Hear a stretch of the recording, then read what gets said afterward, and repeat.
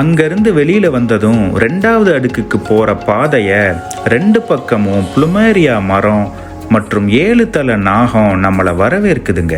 நாம் பார்த்ததுல இந்த கோயில் வளாகத்துல பல இடங்கள்ல இந்த மரங்களை பார்க்க முடியுது. இது ஏதோ தற்செயலா நடந்தது இல்லைங்க.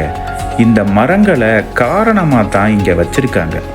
புளுமேரியா மலர்களை இந்த மக்கள் புனிதமா பார்க்கறாங்க. இந்த மலருக்கு லாவோஸ் மொழியில சம்பான்னு தான் பேரு. இதுதான் லாவோஸ் நாட்டோட தேசிய மலர்ங்கிறது கூடுதல் சிறப்பு. இவ்வளோ ஏங்க, இந்த ஊருக்கே சம்பசாக்குன்னு இந்த மலரோட பேரை தான் வச்சிருக்காங்க. இந்த பூவை லாவோ மொழியில சம்பான்னு சொல்ற மாதிரி தாய் மொழியில இதோட பேரு டாக் சம்பி. இந்தியால கூட பல பகுதிகளிலையும் இந்த பூவை கிட்டத்தட்ட இதே பேர்ல தாங்க அழைக்கிறாங்க. தமிழ்ல இத ஈழ அரளி, பெருங்கள்ளி, நிலசம்பங்கின்னு பல பேர்ல அழைக்கப்படுது. மலையாளத்துல ஈழச்சம்பகம், ஒரிய மொழியில கச்சம்பா, ஏன் ஹிந்தியில கூட கோபூர் சம்பான்னு அழைக்கிறாங்க. இந்த வளாகத்துல குறைஞ்சது 20க்கும் மேற்பட்ட சம்பா மரங்கள் இருக்குங்க. மொத்தத்துல இந்த இடத்துக்கும் இந்த மரத்துக்கும் ரொம்பவே தொடர்பு இருக்குதுங்க. இந்த 2ஆம் அடுக்குல தெற்கு பகுதியில ஒரு நந்தி மண்டபம் இருக்குங்க. இந்த மண்டபத்தோட கூரை முற்றிலுமா சேதமாயிருச்சு. இந்த மண்டபத்துக்கு பின்புறம் பழைய சேஷ்டிரபுர நகர சாலையோட எச்சங்களையும் பார்க்கலாம்.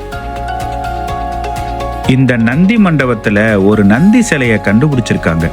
இந்த அழகான நந்தி சிலை சிரிச்சுக்கிட்டே இருக்கிற மாதிரியான தோற்றத்துல இருக்கு. இதே மாதிரி இன்னொரு நந்தி சிலை பழைய நகரம் இருந்த பகுதிகளில் கண்டுபிடிக்கப்பட்டது. இதுல முக்கியமான விஷயம் என்னன்னா, இது கூட ஒரு கல்வெட்டு பொறிக்கப்பட்ட பீடமும் கிடைச்சது. இந்த கல்வெட்டு 1ஆம் மகேந்திரவர்மன் காலத்தை சேர்ந்த கல்வெட்டு. 2 நந்தி சிலைகளை இளவரசன் சித்திரசேனா தனது தந்தை மற்றும் மாமாவுக்காக வேண்டி காணிக்கையாக கொடுத்தாருன்னு இந்த கல்வெட்டு சொல்லுது. இதே சித்திரசேனாவோட கல்வெட்டுகளை தாய்லாந்துல பூரிராம் பகுதியில் இருக்கிறத பத்தி தென்கிழக்காசியாவில் தமிழர் தடம்ங்கிற நம்மளுடைய முந்தைய பதிவு செஞ்சிருக்கோம். பூரிராம் பத்தின வீடியோவை நீங்க இன்னும் பார்க்கலனா மறக்காம அதையும் பாருங்க. இந்த சென்லா ராஜ்ய சித்திரசேனா தான் 7ஆம் நூற்றாண்டோட தொடக்கத்துல ஃபுனான் ராஜ்யத்தை தோற்கடிச்சு மகேந்திரவர்மன்னு பெயர் சூடிக்கிட்டாரு. அதோட தன் தலைநகரத்தையும் அரண்மனையையும் இந்த சம்பசாக்ல இருந்து ஈசானபுரத்துக்கு, அதாவது இன்றைய கம்போடியாவின் சம்போர் பிரேக்குக்கு மாத்தினாரு. இந்த வீடியோ பிடிச்சிருந்தா கீழே இருக்க லிங்கை கிளிக் பண்ணி இதனுடைய முழுமையான வீடியோவை பாருங்க. மறக்காம நம்ம சேனலுக்கு சப்ஸ்கிரைப் பண்ணி உங்களுடைய ஆதரவை கொடுங்க.